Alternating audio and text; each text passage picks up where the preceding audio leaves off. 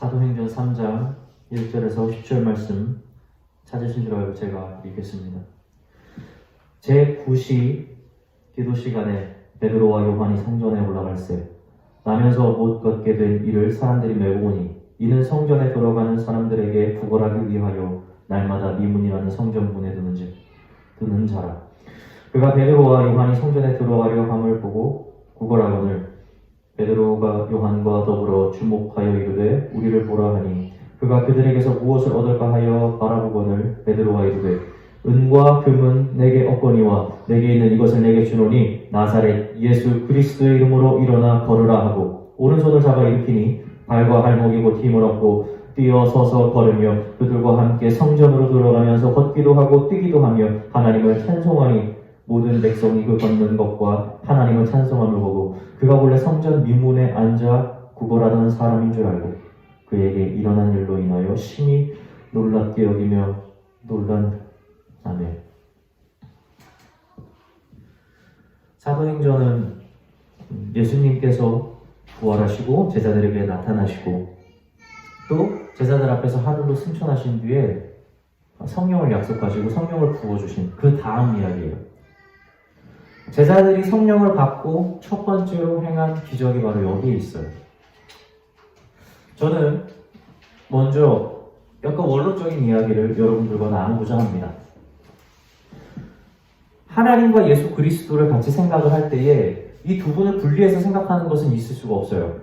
가령 하나님께서는 죄를 미워하시고 죄를 짓는 자들을 강력하게 처벌하시는 분이 맞습니다. 그러나 그분은 동시에 인간을 매우 안타깝게 여기고 인간을 사랑하고 그분을 항상 용서하기를 원하시는 분이죠. 요한의 고백처럼 말이에요. 하나님은 사랑이시라.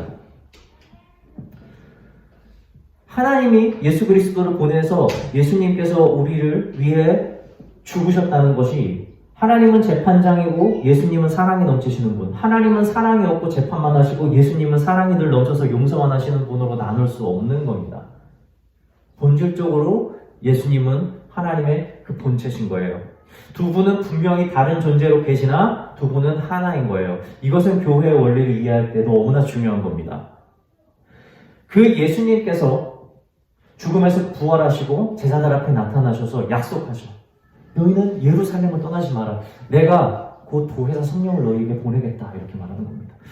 이 말씀은 사실은 이전에도 요한복음에서 이미 말씀하셨던 거예요. 제자들에게. 뭐라고 말씀하시면 내가 또 다른 보혜사를 너희에게 보낼 것이다 라는 겁니다. 여러분 여기서 예수님이 또 다른 보혜사라고 할 때는 나도 보혜사지만 나와 동등한 다른 보혜사를 너희에게 보내겠다라는 그 약속인 거예요. 예수님과 성령의 차이가 없는 겁니다. 본질적으로 동등한 거예요. 다시 말하면 예수님께서 이 마태복음 맨 마지막 절에서 내가 세상 끝날까지 너희와 영원히 함께 할 것이다 라고 한 그 약속은 예수님이 육신으로 우리의 곁에 계속해서 계신다는 것이 아니라 예수님께서 어떠한 방식으로든 우리를 떠나지 않고 끝까지 우리를 위해 계시겠다는 거예요. 그래서 성경에서는 그분이 하나님의 우편에서 우리를 위해서 기도한다고 하시는 거고 성령님께서 말할 수 없는 탄식으로 우리를 위해서 날마다 중보하고 계신다는 겁니다. 그래서 성령을 받은 사람들은 기도를 하지 않고 있어도 성령이 나를 위해서 기도를 해요. 실수로 내가 잘못을 하더라도 성령이 나서서 우리의 대언자가 되어주신다는 거예요. 성령은 성경에서 이 두 가지의 의미로 표현이 됩니다. 이 언어적으로 보면 두 가지인데 첫 번째가 보혜사고 이 두 번째가 대언자입니다. 이 보혜사라고 할 때는 위안을 주는 자입니다. 우리에게 늘 평안과 안락함과 위로함을 주시는 분이라는 거예요. 그러나 이 대언자라고 할 때는 그 성령의 속성이 무엇이냐면 우리가 하지 못하는 것을 대신해주고 우리가 알지 못하는 것을 깨닫게 해주고 우리가 넘어졌을 때 우리를 일으켜주고 우리가 할 수 없는 일을 만났을 때 우리에게 능력을 주시는 일을 해서 하나님 앞에 우리가 가는 것을 부끄럽지 않게 해주는 능력을 성령이 준다는 겁니다. 우리의 육신이 그 일을 할 수가 없어요. 무엇이 할 수 있죠? 그것은 바로 보혜사 성령님께서만 하실 수 있다는 거예요. 이것은 마치 예수 그리스도께서 이 땅에서 하셨던 사역과 너무나도 동일합니다. 이 땅에 복음을 전하시고 이 땅에 제자들을 삼으사 그 그들을 위로하시고 그들을 세워주시고 그들에게 능력을 베푸셔서 하나님의 일을 하실 수 있도록 할 수 있도록 이끌어주셨던 그 예수 그리스도의 그 동일한 영이 믿는 자들에게 오늘날까지 임해서 그 예수 그리스도와 동행하는 그 복을 그대로 누릴 수 있게 해준다는 것이 여러분 성령의 은혜인 거예요. 그것이 바로 보혜사 성령님입니다. 그래서 이 삼위일체론은 교회에서 너무 중요한 거예요. 가장 이단들이 많이 공격하는 것이 바로 이 삼위일체입니다. 분리를 시키는 거죠. 그런데 이 삼위일체가 떨어지게 되는 순간 여러분 이 땅에는 이 죄론이라고 하는 것은 바뀌게 되고 심지어 구원론까지 영향을 주게 되는 거예요.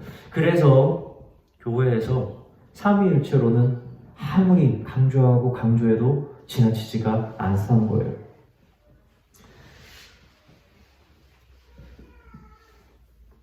예수님께서 말씀하셨던 것처럼 그분께서 보내신 성령님은 그 믿는 자들, 그 제자들로부터 해서 오늘날에 이르기까지 믿는 우리에게 계속해서 영향을 주고 있고 지금도 함께하고 계시고 그분은 살아계십니다. 이것을 믿으십니까?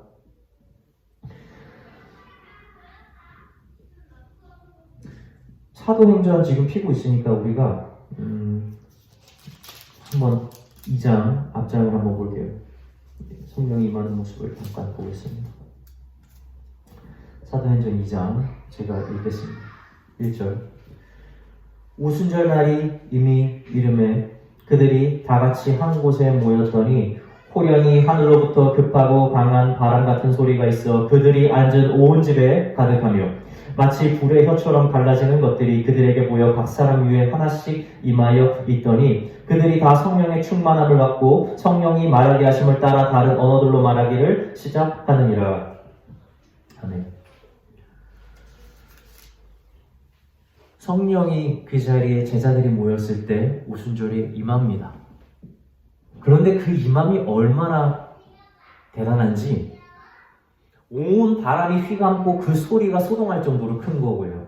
그리고 성령이 임하는 것이 눈에 보이는 겁니다. 위에 불의 혀처럼 갈라지는 것이 각 사람 머리 위에 있는 것을 서로 확인할 수 있는 상태가 된 거예요. 너무 대단하죠. 그리고 성령의 은사를 받았을 때 사람들이 방언을 말하기 시작합니다. 사도행전에서 제자들이 후에 복음을 전하면서 성령 세례를 베푸는데 그 성령 세례를 받은 자들이 거의 다 방언을 말해요. 사람들이 알 수 없는 천사의 말 혹은 다른 지역의 언어를 말하는 역사가 일어나는 겁니다. 이러한 현상을 우리가 어떻게 해석할 수 있나? 이 기이한 일이 일어난 이유가 무엇인가? 이것은 우리가 알 수가 없어요. 그러나 우리가 진짜 봐야 되는 그 본질적인 일은 바로 무엇에 있죠? 바로 그 성령이 임한 제자들이 행하는 일들 가운데 있는 겁니다. 그들이 맺는 열매가 무엇인지를 더 눈여겨봐야 된다는 겁니다. 우리가 오늘 보고 있는 사도행전 3절로 돌아와서 베드로가 이 성전 미문에 앉아있는 사람을 일으킵니다. 그리고 베드로가 이 성전 미문에 있는 사람에게 이야기를 하죠.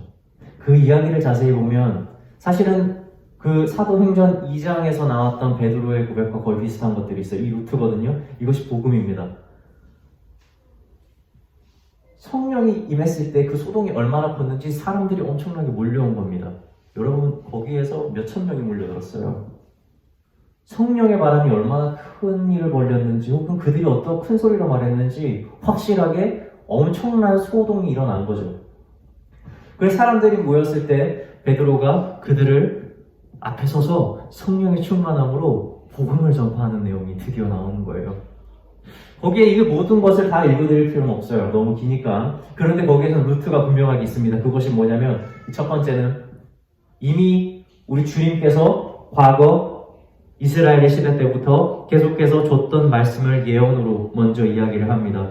그리고 그 예언이 예표하는 분이 예수 그리스도라는 것을 가르칩니다.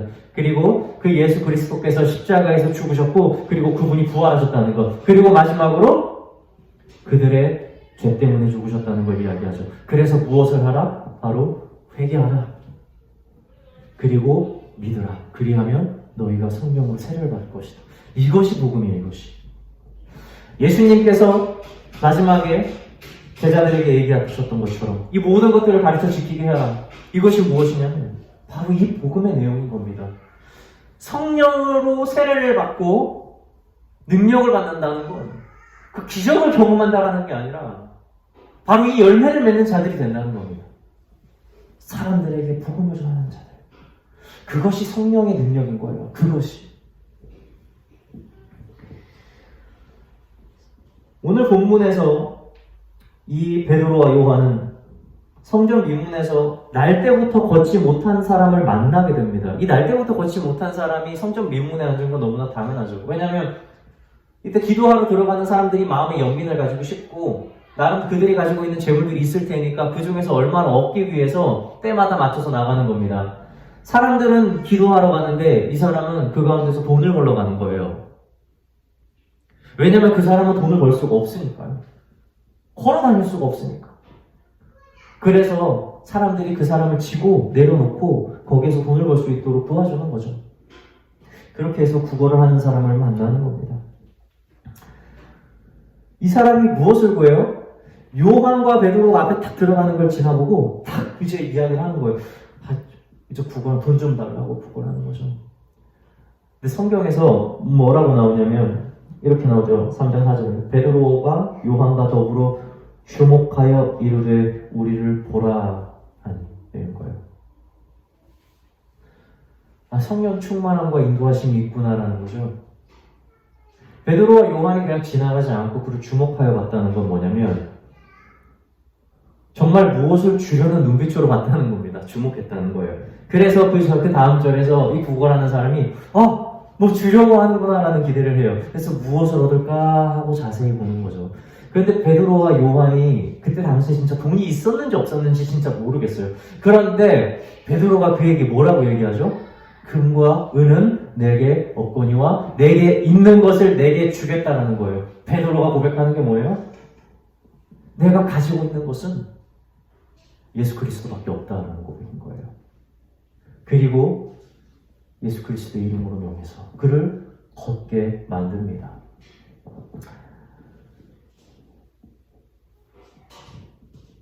이것이 복음의 능력이고 이게 진짜 자유인 거예요. 여러분도 구걸하는 사람이 맨날 보고 산 게 뭡니까? 맨날 땅바닥에 앉아가지고 바닥만 보고 산 겁니다. 당장 내가 먹을 음식, 당장 오늘 하루 어떻게 살까? 이 고민밖에 없는 거예요. 이 사람은 걷는다는 걷는다는 것은 모르는 사람인 거죠. 그냥 내가 오늘 먹을 것만 바라본 거예요. 그래서 베드로와 요한을 불러서 얘기한 거예요. 야, 나 오늘 좀 먹고 살 수 있는 돈 좀 달라고. 그거밖에 모르는 사람. 평생 그것만 하고 산 사람이에요. 그런데 이 사람이 무엇을 얻냐면 자유를 얻습니다. 일어서는 거예요. 내가 인생에서 한 번도 꿈꾸지 못했던 새로운 삶을 살 수 있는 일을 경험을 하는 겁니다. 여러분, 이것은 복음의 능력을 보여주는 거예요. 인생에 매여서 오로지 고통 가운데에서 내가 살아가는 희망이 돈 버는 것밖에 없고 내가 사람들에게 칭찬받는 것밖에 없고 인정받는 것밖에 없는 이러한 세상 가운데에서 그것만 바라보고 살아가면서 세상에 끌려가는 사람들. 여러분, 이 사람들에게 우리가 줄 게 무엇이겠습니까? 야, 내가 돈 좀 빌려줄게.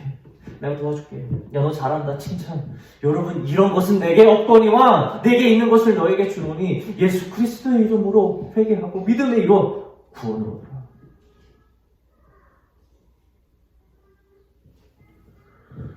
예수님은 이 땅에 있는 사람들이 잘 살기를 원하는 분이 아니세요. 그분은 믿는 자들에게 돈을 주시고 먹을 걸 주신 분이 아니세요. 물론 먹을 걸 필요한 분들에게 주셨지만 예수님이 그들을 치료하고 그들을 새롭게 하시는 이유가 따로 있어요. 얘들아, 너희가 이 땅에 있는 걸 보지 마라. 이거 아무것도 아니야. 저 하늘에 있는 복이 뭔지 봐라. 내가 그걸 너희에게 주겠다는 거예요. 베드로에게 나타났을 때에 그들이 계속 뭐가 내가 물고기밖에 보지 않고 사는 사람들이에요. 그냥 배로 나와가지고. 근데 막 날이 맞도록 다 이렇게 했더니 물고기 한 마리 잡지 않는 거예요. 그 예수님이 뭐라고 하지? 야, 너희 저기 가서 물 내려봐. 그물 내려봐. 아무것도 모르는 사람이 평생 그물질 만한 베드로한테 무슨 명령이에요? 근데 베드로가 얼마나 간절했는지 혹시 저 사람이 진짜 능력자인지도 모르니까 그거 없으면 내가 진짜 매우 어려움을 당하니까 난 이거밖에 없으니까 여러분 그 희망 가지고 일단 그물을 내린 거예요. 그런데 그물이 가득 차버렸네 세상에. 그거를 올리는데 그물이 찢어지고 갖고 막 배가 막 가라앉을 정도로 물고기가 많이 실리는 거예요. 153마리 물고기가. 한 마리도 잡지 못했는데 여러분 거기에서 베드로가 무엇을 깨닫는 줄 아십니까? 대박. 야, 저 사람이랑 사업해야겠다. 야, 이제 성공할 수 있겠다. 아는 거래요. 예수님 앞에 가서 뭐라고 말하냐면 주여 나는 죄인이오니 나를 떠나소서라고 고백합니다. 주님 내가 죄인이오니 나를 떠나소서. 베드로가 알게 된 거예요. 이분은 사람이 아니라는 거예요. 이분은 하나님의 아들이라는 걸 여러분 그 자리에서 보고 안 겁니다. 물론 예수님의 가르침이 있었지만 베드로는 그 능력을 이 땅에 있는 것을 해석을 하지 않은 거예요. 예수님이 오늘날 우리에게 능력을 주신다면 여러분 죄송하지만 그건 여러분들이 성공하라고 주는 능력이 아니에요.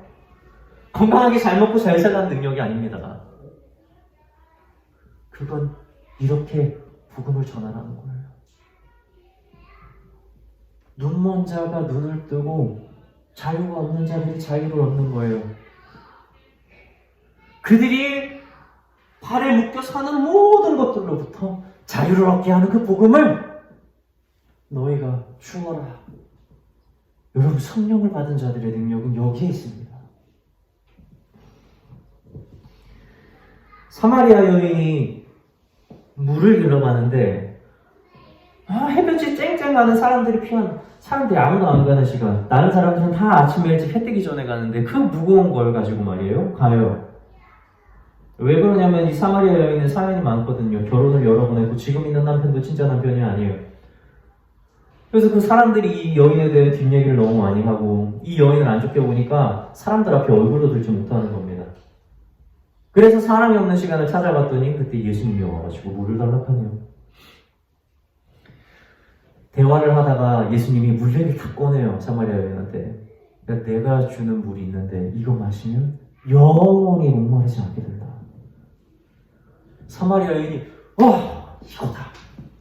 내가 이놈의 물 때문에 진짜 이렇게 개고생하는데 내가 이 물덩이만 여기로 가지고 오지 않으면 내가 저 인간들 얼굴 볼 필요가 없는데 여러분 사마리아 여인의 유일한 바람은 그거였던 거예요. 물만의 물. 그 물을 얻어서 뭘 하려고요? 사람들 피하려고. 뒷얘기 안 들으려고. 이게 사마리아 여인의 한계였던 거예요. 예수님을 만날 때. 마치 베드로와 요한을 보고 그냥 내가 바라는 돈만 얻고 끝내려고 했던 사람들처럼.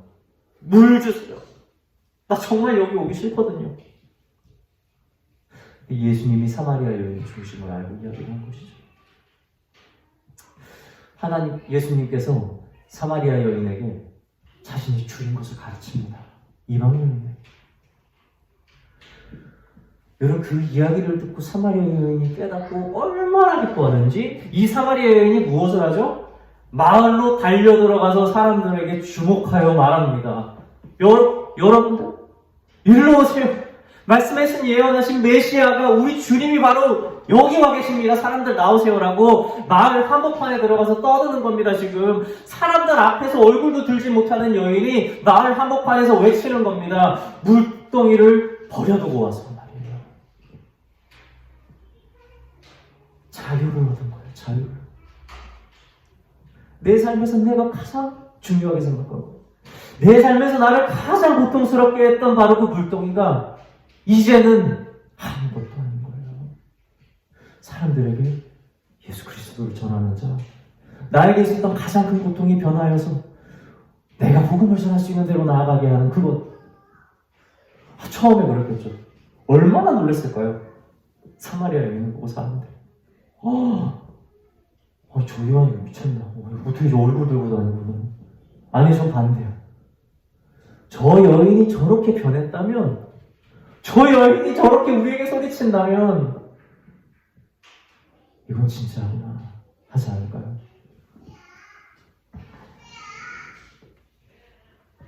사도행전으로 돌아와서 다시 볼게요.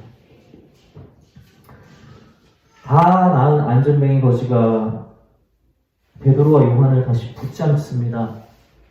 왜 붙잡았겠어요? 고마워요. 이제 나았네요. 근데 일단 아까 안 줬던 돈을 좀 주세요. 이 말 하려고 붙들었겠어요? 아니요. 이 안전뱅이가 자기가 나음을 낳고 나서 얼마나 좋아하는지 몰라요. 기뻐서 춤을 추고 이 요한과 베드로가 들어가는 그 성전 미문을 통과해서 들어가는 데까지 그냥 따라 들어가면서 소리치고 하나님을 찬양을 하는 것이 얼마나 컸는지 몰라요. 그 사람이 얻은 그 기쁨의 크기가 얼마나 컸는지 성경에서 뭐라고 하냐면 모든 사람들이라고 합니다. 모든 사람들이 그 안진뱅이가 일어난 것을 알고 놀라워했다고 나와요. 안진뱅이의 기쁨이 얼마나 컸던 거예요. 그 사람이 다시 요한과 베드로를 붙들었을 때는 이제 그들에게 돈을 구하는 것이 아니에요. 무엇을 구하는 겁니까? 그 진리를 구하는 겁니다. 더 가르쳐주세요. 내가 더 듣고 싶습니다. 당신들에게 무슨 일이 있었는지 저에게 말해주세요. 이 간절함인 거예요. 마치 사마리아 여인이 예수 그리스도 붙들고 며칠 동안 같이 유하고 싶어서 그를 붙들었던 것처럼 이제 복음을 통해서 새 삶을 얻고 하늘의 양식을 먹고자 갈구하는 자들이 됐다는 사실입니다. 그 자리에서 베드로가 복음을 다시 전합니다. 사람들이 이제 다시 그 소동을 보면서 수천 명이 또 모이네. 행각에 모이는 거예요. 그래서 그 자리에서 베드로가 가르치는 겁니다. 아니 사람들아, 어떻게 이러한 능력이 마치 나를 통해서 나간 것처럼 왜 우리를 주목해서 보느냐. 그리고 복음을 전합니다. 다시 시작하죠. 너희가 들었던 그 예언들 가운데 예수 그리스도가 누구인가? 그리고 그 예수님께서 이 땅에 오셔서 죽으셨고 부활하셨고 그리고 너희의 죄 때문에 죽으신 그것에 대해서 너희는 마음을 돌이켜 회개하고 그분을 믿으라. 이 가르침을 사람들 앞에서 합니다. 그날 믿는 자들이 5,000명이 되어졌다고 성경은 이야기를 하죠. 성령은 은사 덩어리가 아닙니다. 성령은 단순히 우리에게 능력을 주는 영이 아니에요. 성령은 바로 예수 그리스도십니다. 그리고 그 성령이 제자들과 함께 했던 것처럼 믿는 오늘날에도 우리와 함께하며 우리를 중보하고 우리를 위해서 기도하고 우리에게 능력을 주며 지금 베드로와 요한이 행했던 이러한 일들을 오늘날 우리에게도 동일하게 역사하며 행하기를 원하고 기다리고 있다는 겁니다. 그것이 바로 성령의 능력이에요. 그것이 바로 성령의 기적이라는 사실입니다.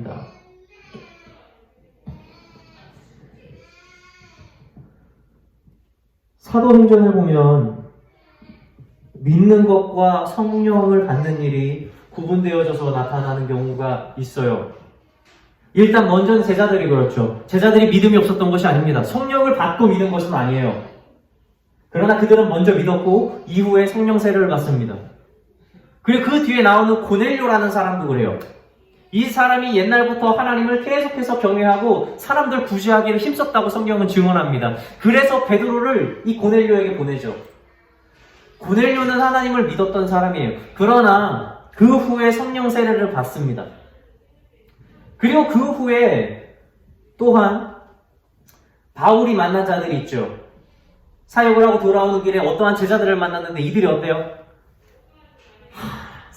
세례 요한이 줬던 그러한 세례까지만 아는 거예요. 다시 말하면 그들이 믿음은 있고 죄까지도 알고 있는데 이들이 아직 성령의 세례를 알지 못해서 그들에게 성령 세례를 베푸는 장면이 나옵니다.